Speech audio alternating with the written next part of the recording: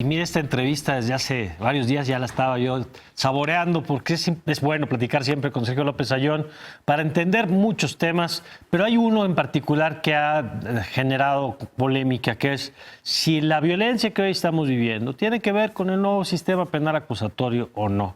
Sergio, primero, qué gusto que estés con nosotros. Muy buenos días. Gracias, Mario. Muy buenos días.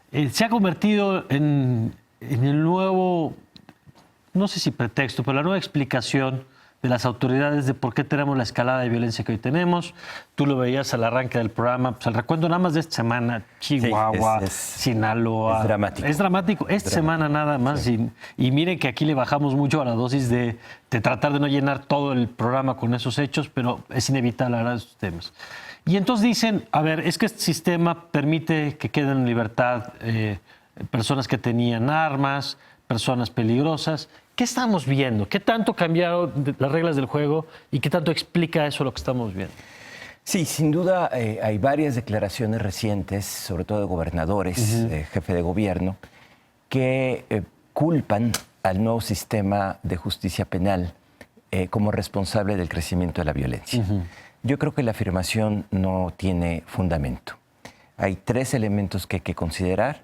Primero, la crisis de violencia no es nueva. Así es. Estamos en un pico alto, pero realmente es un fenómeno que venimos observando por lo menos desde 2000, ¿no? Con sus diferencias. ¿Y el sistema cuándo entró en funcionamiento? Completamente el año pasado, hace un año aproximadamente. Pero sobre todo, la crisis que estamos viviendo recientemente empezó en 2014, 2015. Este pico. Este pico. Entonces, no es una subida no esperada, sino se venía viendo. Claro. Entonces, ese es un elemento. Segundo, no han podido proporcionar datos duros que permitan generar una causalidad entre la entrada del sistema y el incremento de la violencia. Se han dicho muchos números, pero la verdad es que no tenemos ningún dato duro que nos permitan. Y tercero, que en efecto la entrada del sistema coincide con el pico de la violencia, pero no solo eso.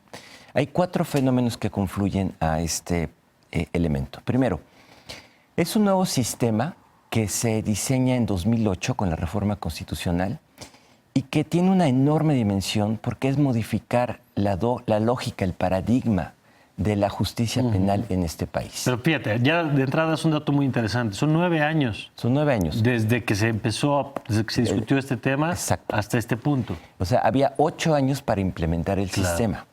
Sin duda se hicieron muchas acciones en esta dirección, pero muy de lejos lo que se tenía que haber hecho. ¿Sí?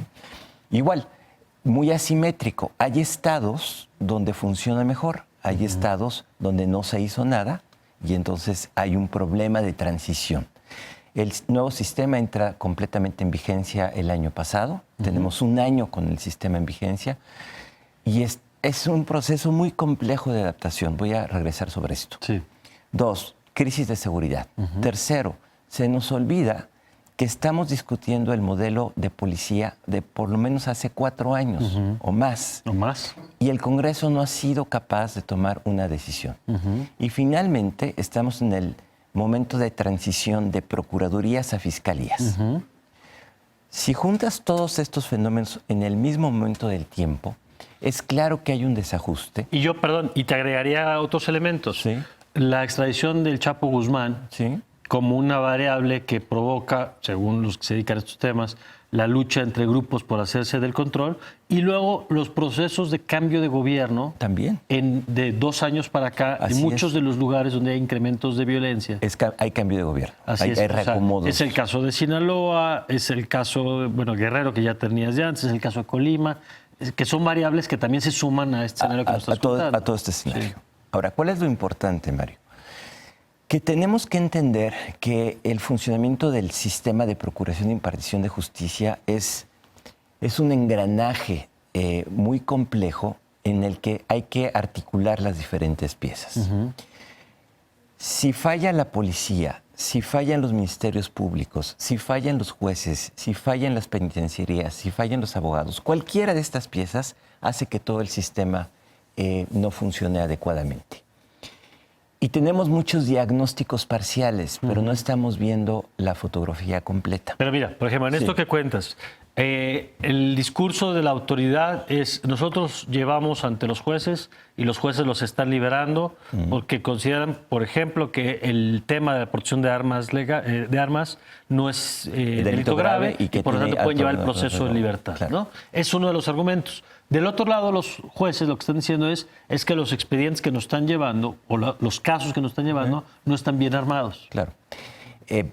Otra vez vemos el juego de uno le echa la culpa al otro, el otro. A ver, la verdad es que el sistema penal, el nuevo sistema, permite perfectamente establecer prisión preventiva cuando se prueba la peligrosidad del criminal. Es decir, no, es falso que no pueda haber prisión preventiva. ¿Qué es lo que pasaba? Porque lo que tenemos que hacer es entender en dónde estaba el cambio. Es como si el viejo sistema, ¿sí?, hubiera sido mejor. ¿Sí? Cuando llevábamos años diciendo que las cárceles estaban saturadas de personas. De prisión preventiva, porque el modelo implicaba que una vez que te dictaban la prisión preventiva, básicamente ibas directamente a la cárcel. Las cárceles estaban llenas de personas en prisión preventiva que podían durar 4, 5, 6, 7 años. Sin sentencia. Sin sentencia. Sin saber si era culpable o no era culpable. Y muchos capturados en flagrancia, o bien donde se les sembraban armas. O sea, es pensar que lo que estaba era mejor que lo que tenemos. Así es. No estamos asumiendo que lo que tenemos que hacer es una inversión de modificación sustantiva en las capacidades institucionales y en el modelo de justicia, de procuración de justicia, para que esto funcione. Y que ninguna solución a este problema va a ser una solución inmediata, pero que tenemos que ver, primero, el modelo en su conjunto. Dos, definir las responsabilidades precisas para cada nivel de gobierno y para cada poder. Y tercero, la inversión en capacitación, en formación, en articulación del sistema. Pero lo que me importa destacar es que mientras no tengamos una línea sencilla donde sepamos quién es responsable de qué, este problema de culpas y de culpar al sistema va a proseguir. Y no lo tenemos hoy, es decir, no. ¿Por qué? Porque esto se ha hecho a pedazos, a fragmentos, ¿sí? El modelo de policía se está discutiendo sin entenderlo en cómo se articula con esto, ¿no? La Constitución dice que la investigación corre bajo la responsabilidad del Ministerio Público. Estamos cambiando a fiscalías autónomas. No hemos articulado, hemos dicho cuál es el papel de la policía en la investigación y en dónde va a empezar la acción del Ministerio Público. Los jueces han hecho mucho, pero no están bien articulados con los ministerios públicos. Entonces viene es que yo lo llevo y el juez lo libera y el juez dice no porque no me ha aprobado. Esto es un problema de articulación del sistema. ¿Quién tendría que conducir este proceso que nos estás contando? Porque de veras estamos atrapados en este asunto. Así es. Lo escuchamos del vocero del gobierno de Puebla, pero lo hemos escuchado del jefe de gobierno. Los jueces los están soltando. Ayer dimos una nota que incluso planteada así, claro que te da miedo cuando te dicen que la Corte permitirá que quienes fueron procesados o detenidos bajo el sistema anterior puedan ahora ser sus casos evaluados con el nuevo sistema. Te lo dicen como, prepárense porque vienen las liberaciones, pero si vienen las liberaciones es porque sus procesos estuvieron mal llevados. Porque no hay investigación, porque no hay capacidad institucional de presentar buenos casos, porque la mayor parte de las carpetas de investigación bajo el nuevo sistema siguen siendo en flagrancia. Porque, digamos, no se ha entendido cuál es la lógica del nuevo sistema. Entonces, ¿quién tendría que reconducir esto? Es una pregunta compleja, voy a tratar de responderla. Primero, tenemos que tener una visión de conjunto. Eso es lo que estamos haciendo en este momento junto con el Instituto de Investigaciones Jurídicas, el INACIPE, el CIDE, un conjunto de mesas. No han sido muy visibles, pero estamos trayendo a los mejores expertos para tener la visión de conjunto y poder en septiembre presentar un informe con un conjunto de recomendaciones que identifiquen, primero, cuál es el tramo de responsabilidad, a quién le corresponde y qué hay que modificar. Digamos, es una visión. Segundo, estamos en este proceso de transición a las fiscalías. Error verlo como un problema de autonomía de personas o de la Fiscalía General. Si no modificamos en todo el país la manera en que operan las hoy procuradurías en transición a fiscalías, vamos a seguir teniendo este problema. O sea, va a ser un cambio de nombre, pero vamos a seguir con los mismos problemas. Vamos a seguir exactamente con los mismos problemas. Tres, tenemos que resolver el problema de las policías. O sea, llama la atención, tú lo sabes bien, el Congreso lleva discutiendo años el famoso modelo de policía y no podemos encontrar... Y paralelamente a eso tienes una discusión de cómo regularizar el papel de las Fuerzas Armadas. Así es. Sin que hayas tenido un debate serio Así es. de cómo tener policías civiles. Absolutamente. Y entonces entra la Ley de Seguridad Interior, la Ley de Seguridad Nacional, y tenemos un galimatías que no alcanzamos a descifrar. Y nadie que esté llevando con claridad la película en un sentido más amplio. No. Y aquí hay corresponsabilidad de los legisladores, de las procuradurías, de los poderes judiciales, del sistema penitenciario, y yo te diría incluso de la profesión jurídica y de la capacitación que tienen que hacer los abogados en una visión totalmente distinta de lo que implica un nuevo sistema de justicia penal. ¿Sabes qué implica? Implica un proceso civilizatorio. Que modifiquemos la concepción de que cualquier acción ilícita, primero, no tiene consecuencias, genera impunidad, eso lo tenemos que cortar, pero que no todo delito conduce necesariamente a prisión. Eso por un lado, y por otro, que si queremos un sistema con buenos resultados, es el camino correcto es elevar los estándares, porque pareciera que la discusión es, uy, si le van a pedir a los policías que no siembren cosas o que lo presenten a tiempo, o que no, pues entonces van a soltar a todos. Bueno, no tenemos que estar exigiendo que entonces se cumplan los procesos de detención e investigación para que no se les dé la puerta de salida. Pero sobre todo los de investigación, Mario. ¿Sí?